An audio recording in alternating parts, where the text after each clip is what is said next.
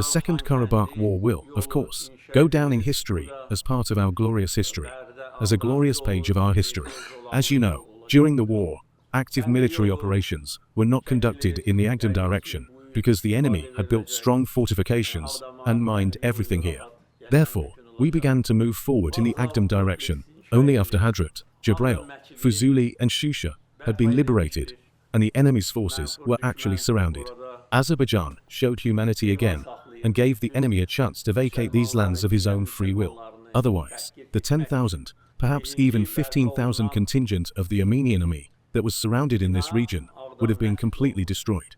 In other words, the state of Azerbaijan once again showed humanity towards those who did not deserve it. After all, no humanity was shown to us. An act of genocide was committed against us. Our people were subjected to great suffering. Our cities were devastated. Our villages and towns were ravaged.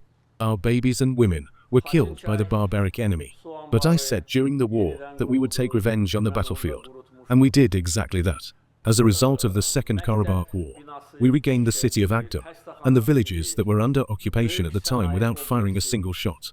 Along with Aghdam, Lashin and Kalbajar districts were also returned to us. We would have liberated these lands anyway, but if the war had continued, there would have been many casualties. Therefore, we stopped the war in time, but did not back down a single step from our policy.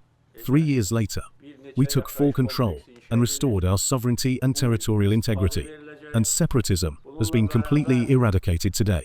People will live here comfortably now, without fear of anyone, and with dignity. I am sure that they will live here happily, because both our lands have been regained, and the national dignity of our people has been fully restored. For 30 years, Armenia had been trying in every possible way not to return a single inch of our land to us.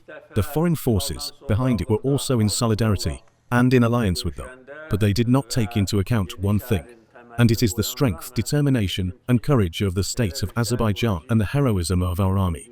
May Allah have mercy on all our martyrs. May Allah always keep the heads of our army and the personnel of our armed forces high. As a result of their heroism and selflessness, we are standing here today and meeting on the eve of this beautiful holiday.